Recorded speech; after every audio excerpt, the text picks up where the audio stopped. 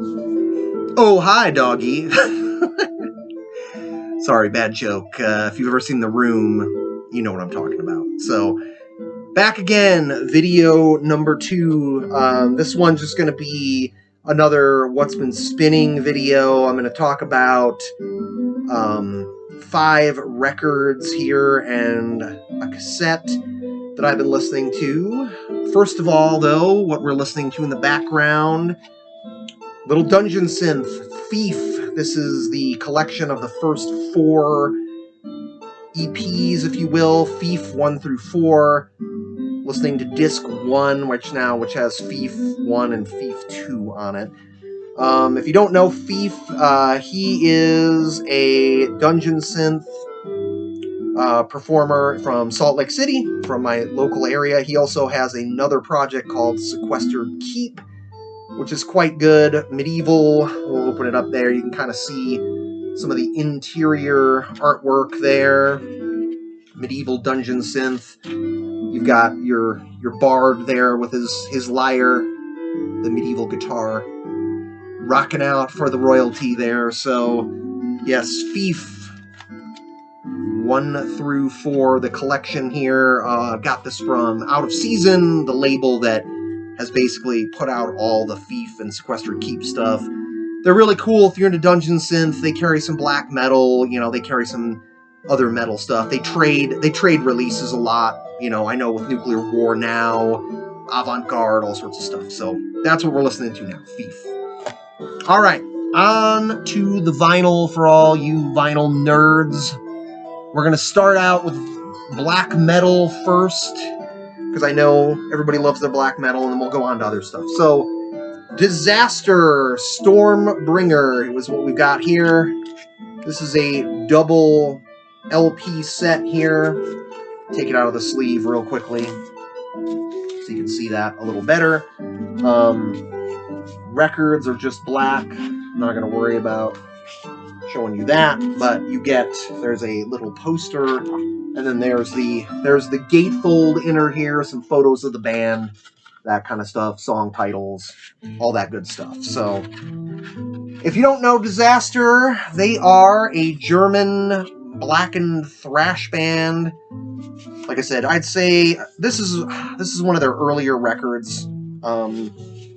Maybe like their second LP. I'm not 100%. I should have done a little research beforehand, but yeah. So it's black thrash. Like I said, very much in the vein of like if you took Creator and mixed it with some Dark Throne or some Bathory, like early Bathory stuff. Second wave, first wave black metal mixed with that German thrash. They do a Creator cover on here. They do a cover of Tormentor on side B of this. So this is on Merciless Records out of Germany, and they are a German band. And this was recorded in 96. They're the second record, so being a 2 LP set, the second record is actually all live stuff, recorded in 1996. So killer stuff there. Then, another black metal band here, we have Throne of Ahaz with their first album, Niflheim here. So, Throne of Ahaz, there we go, getting some glare there. Niflheim. So this is the first press of this was originally on CD. So this is actually, there's the back there. You're gonna get glare anyway, because this thing is super glossy. So there's some reflection. But this is the first vinyl press that was done by Cryptia Productions. 300 copies.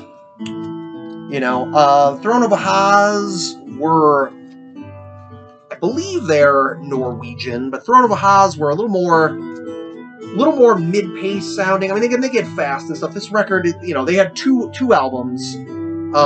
They're good riffs and everything. It's very much second wave black metal, and like I said, I can't remember when it was originally released. I want to say like 94 to 96 era, somewhere in there. And this was 2003. There have been other I think Peaceville released both their albums on CD or vinyl at some point in recent years, maybe within the last 10 years or something like that. But Throne of Aha's really good, pounding second wave style black metal. You know, not really, no real pagan folk vibes there, just good old Norse core black metal. All right, so that's it for black metal. So now we're going to get on to here's a little hardcore. We've got Black Uniforms, the Faces of Death album. This is a reissue last year from a Swedish label. Let's take it out of the sleeve here. I was just listening to this before I shot the video. Hardcore Horror Records here. So you can see a picture of the band there. Again, a nice like teased up hair. It kind of looks like Discharge circa their glam era, 86. And Discharge is definitely a good starting point. Discharge, Moderate Liquidation, all that kind of stuff. Very thrashy. There is more of a metal influence on this.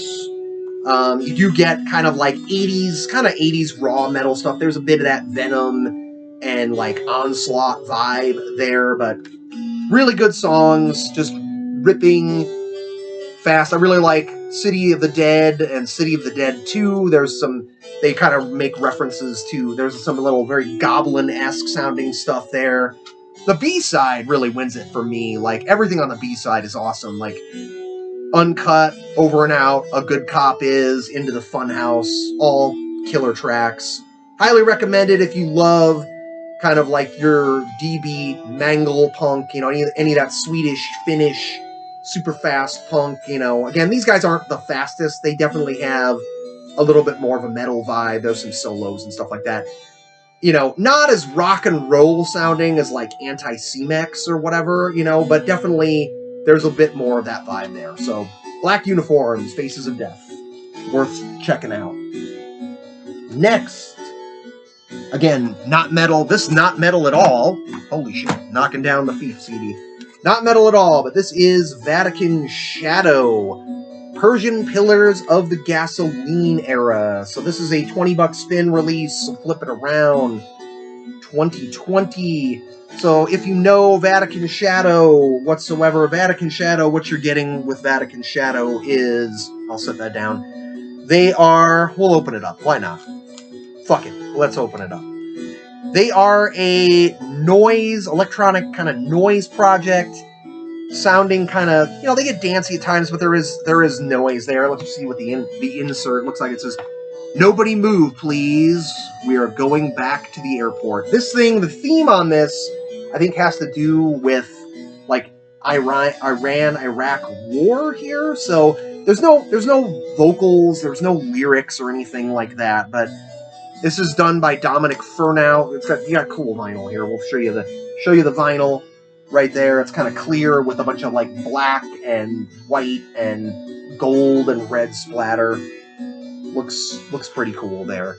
So yeah, so Dominic Furnow of Prurient fame and Departure Chandelier fame, all that jazz. That's why I hate taking records out, because getting them in, as everyone knows, getting them in the sleeve is often a huge pain in the ass. But again, really good mood music. Just kind of like I said, like very like ambient. Kind of, there's some ambient danciness. There's some noise. You get occasionally some like samples of stuff like news clips and things there, war sounds, all that kind of stuff. But this is the only Vatican Shadow I have. This is the only Vatican Shadow I've heard, really. But I like it, and I'm going to check out more. I know Gavin, the drummer in my band, has like a tape box set of all the Vatican Shadow stuff. So I like Prurient, and I really like Departure Chandelier and all that stuff. So Dominic also runs Hospital Productions, so worth checking out if you dig kind of like noise. It's not super noisy. I mean, it's not like Merzbow noise or stuff like that. It's not, or like Condom or White House or any of those really harsh noise things. It's a little more dancey than that with some noise sound collage elements to it. And then, let's see, last LP I'm going to show, Specimen, Batastrophe. So, Specimen, one of these guys recently passed away last year. Specimen they were kind of part of, one of the guys in this, I can't remember which one, owned the Bat Cave, which was a famous club, let's put it there, famous club in the UK, kind of where the goth scene began. A lot of bands came out of there that are more well-known than Specimen. You're talking, like Sex Gang Children. I know Alien Sex Fiend, whom I love, were also regulars there, and they started there. But this band, again, this is an original press. This is from 1983, I believe. Yep, 1983. There's the back there. You've got one of the dudes in the band. They're all, of course, very fashion-wise, very gothed out. Makes sense. What do they sound like? So actually, this is more upbeat than what you would expect for a band that's that gothed out. It almost is so it's like gothic new wave. It's almost like, to me, I would say it'd be like a mixture between Bauhaus and Oingo Boingo. They have kind of this buoyant, bouncy, upbeat feeling to the songs, to the music. It's not overly depressive or anything like that. It's definitely post-punk. It's definitely post-punk new wave kind of feel, gothic elements, but it's not like Sisters of Mercy morose at all. It's not that dark. I mean, it has kind of a more dancey, upbeat feel, and it's fun. It's just a fun record. So, like I said, it's short because it's an EP. It's 6 songs.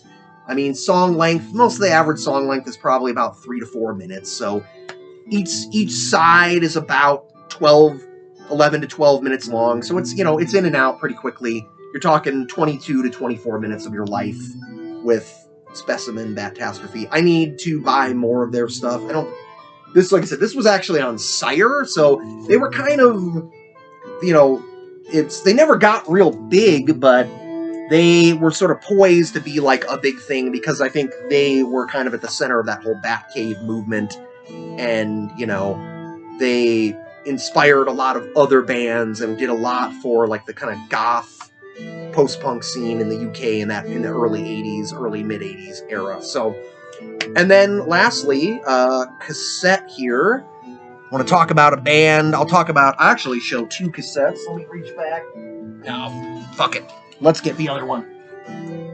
Go back here. I've got so much stuff that needs to be, eventually, at some point, I'll have to work on editing, but like I said, this is all new to me, so I kind of just want to get in the hang of recording videos before I start trying to mess around with editing software and all that kind of shit. But I'll get to that. Okay, this band.